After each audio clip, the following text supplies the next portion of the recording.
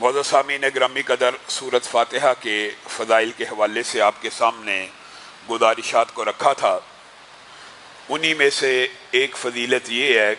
کہ جناب ابو سعید رضی اللہ کو رسول اللہ صلی اللہ علیہ وسلم نے حالت نماز میں آواز دی۔ وہ نماز پڑھ رہے تھے، رسول اللہ صلی اللہ علیہ وسلم نے انہیں آواز دی، انہوں نے نماز کو جلدی سے ختم کیا اور رسول اللہ صلی اللہ علیہ وسلم کی بارگاہ میں پہنچ گئے۔ رسول اللہ صلی اللہ علیہ وسلم نے پہلے ایک مسئلہ یہ سمجھایا کہ کیا تم نے قرآن پاک کی آیت نہیں پڑھی کہ جب اللہ اور اس کے رسول تمہیں پکاریں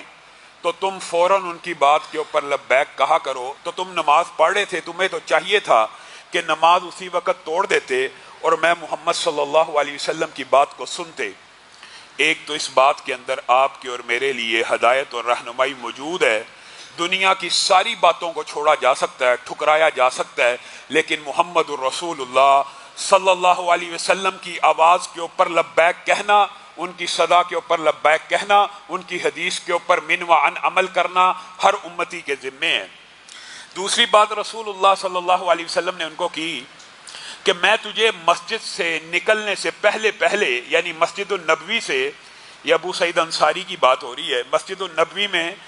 تو بیٹھا ہوا ہے، یہاں سے نکلنے سے پہلے میں تجھے قرآن پاک کی سب سے عظیم سورت کی خبر دے کے جاؤں گا۔ میں تجھے قرآن پاک کی سب سے عظیم سورت کی خبر دوں گا۔ اب جب وہ نکلنے لگے تو انہوں نے رسول اللہ صلی اللہ علیہ وسلم کو کہا، اے اللہ کے رسول، آپ نے وعدہ کیا تھا کہ آپ قرآن پاک کی سب سے عظیم سورت کی خبر دیں گے۔ یہ آپ کے اور میرے لیے خوشخبری کی بات ہے کہ ہمیں بھی یہ پیغام پہنچ گیا، اور ہم نے پہلے آپ کے سامنے سورۃ فاتحہ کے جو بھی فضائل رکھے تھے، میں نے اور آپ نے اپنی زندگی کے اندر اس کی تلاوت کا معمول بنانا ہے۔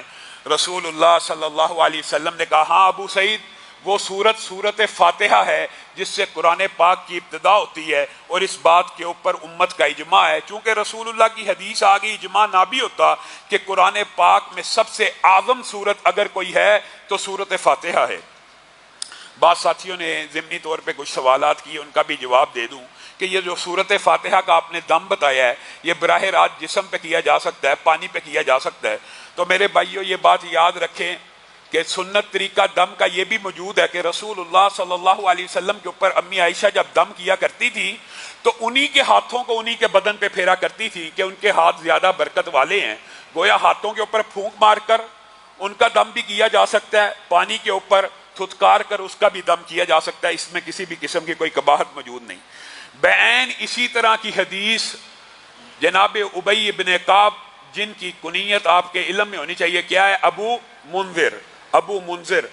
اور رسول اللہ صلی اللہ علیہ وسلم نے جیسے ابو سعید کو یہ کہا کہ تجھے پتہ ہے قرآن پاک کی کون سی سب سے بڑی سورت ہے، سب سے عظیم سورت ہے، اور ان کو خبر دی، اسی طرح ابی ابن کعب سے سوال کیا، اے ابی ابن کعب، اے ابو منذر، کیا آپ کو علم ہے کہ قرآن پاک کی سب سے عظیم آیت کون سی ہے؟ تو ابو منذر ابی ابن کعب نے خود سے اجتہاد کر کے کہا، جی ہاں اے اللہ کے رسول، میرے خیال میں قرآن پاک کی سب سے عظیم آیت، پہلے سورت کی بات ہے، یہاں پہ آیت پوچھی جا رہی ہے کہ سب سے عظیم آیت کون سی ہے؟ تو انہوں نے اپنے اجتہاد سے یہ کہا، جی اللہ کے رسول، مجھے علم ہے قرآن پاک کی ایک آیت، آیت الکرسی، شاید قرآن پاک کی سب سے عظیم آیت ہے۔ تو رسول اللہ صلی اللہ علیہ وسلم نے پیار سے ابی ابن کعب کے سینے کے اوپر ہاتھ مارا دست شفقت کی طرح، اور پیار کرتے ہوئے کہا، ابی ابن کعب، تجھے تیرا علم مبارک ہو، تو نے بے شک قرآن پاک کی سب سے عظیم آیت کی درست نشاندہی کی ہے۔ اور ابو امامہ کی جو روایت ہے وہ یہ ہے کہ نبی کریم صلی اللہ علیہ وسلم نے ارشاد فرمایا، اس میں اعظم 3 صورتوں میں موجود ہے۔ ابو امامہ کہتے ہیں، میں نے رسول اللہ صلی اللہ علیہ وسلم سے خود سنا کہ رسول اللہ صلی اللہ علیہ وسلم نے فرمایا، اس میں اعظم 3 صورتوں میں موجود ہے، اور اس کی سند کو امام البانی نے حسن درجے کا کہا ہے، اور دیگر محدثین بھی اس کی سند کو حسن درجے کا کہتے ہیں۔ ابو امامہ نے کہا، رسول اللہ نے صرف اتنا فرمایا تھا کہ اس میں اعظم 3 صورتوں میں موجود ہے، اور اس میں اعظم کی جو فضیلت ہے آپ کے سامنے رکھی تھی کہ یہ ایک ایسا اسم ہے کہ جس کے واسطے سے اگر اللہ کو پکارا جائے تو اللہ رب العزت اس دعا کو، اس پکار کو ضرور سنتے ہیں. یعنی اللہ نے اپنے اوپر یہ واجب کیا ہوا ہے جب بھی میرا کوئی بندہ اسم اعظم کا نام لے کر اسم اعظم کے ذریعے سے مجھے پکارے گا، میں رب اس کی پکار کا جواب دوں گا. ابو امامہ نے کہا رسول اللہ نے تو اتنا فرمایا تھا، ان میں سے ایک سورت بقرہ ہے، دوسری سورت آل عمران ہے اور تیسری سورت طٰہٰ ہے. تو میں ابو امامہ نے جب سے یہ حدیث سنی میں سورت بقرہ کو پڑھنے لگا، میں سورت آل عمران کو پڑھنے لگا، میں سورت طٰہٰ کو پڑھنے لگا، اور پھر اتفاقی طور کے اوپر میں نے دیکھا کہ ان تینوں صورتوں میں اگر اس میں اعظم موجود ہے تو وہ کون سی کامن چیز ہے جو ان تینوں صورتوں میں موجود ہے. کہا میں نے سورت بقرہ کو اٹھایا، اللہ لا الہ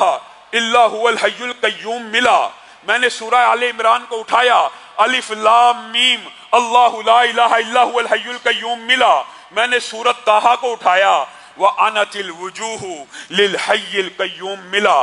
تو میں ابو امامہ آپ کو یہ بتاتا ہوں، یہ بات اگلی صحابی کی ہے، وہ بات رسول اللہ کی تھی کہ اس میں اعظم تین صورتوں میں موجود ہے، سورت بقرہ، سورہ آل عمران اور سورت طٰہٰ میں. آگے صحابی کا اجتہاد ہے کہ میں نے وہ اس میں اعظم جب تلاش کیا تو مجھے ان تینوں صورتوں میں سے یہ آیت مل گئی. اب جب انہوں نے یہ بات تابعین کو، تبع تابعین کو بتلا دی کہ وہ اس میں اعظم جو تینوں صورتوں میں کامن نظر آتا ہے وہ الحی ہے، القیوم ہے، تو علماء نے یہاں سے استدلال کیا کہ بے شک ابو امامہ نے درست اجتہاد کیا، کیونکہ اس لفظ کے علاوہ، ان ناموں کے علاوہ کوئی اور ایسی چیز نہیں جو تینوں صورتوں میں کامن ہو. گویا الحی، اور بعض علماء نے یہ بھی لکھا ہے، یہ آپ کو پتہ ہے ایک طویل باب ہے، بعض علماء کا رجحان ہے کہ الحی اس میں اعظم اکیلا ہی ہے، اور بعض علماء کا رجحان ہے کہ الحی القیوم ملا کے ایک اس میں اعظم ہے. اس بارے میں اگرچہ علماء کے اندر اجتہادی طور کے اندر اختلاف موجود ہے، بعض الحی کو مانتے ہیں اور بعض الحی القیوم کو مانتے ہیں، لیکن مجھے اور آپ کو کیا تکلیف ہے الحی اور القیوم کہنے میں کتنا ٹائم لگتا ہے. اگر ہم دونوں نام کہہ کے یا حی یا قیوم برحمتک استغیث کہہ لیں گے، اے حی اے قیوم اپنی رحمتوں کی بارش مجھ پہ برسا دے، تو مجھے اور آپ کو کتنا ٹائم لگ جائے گا.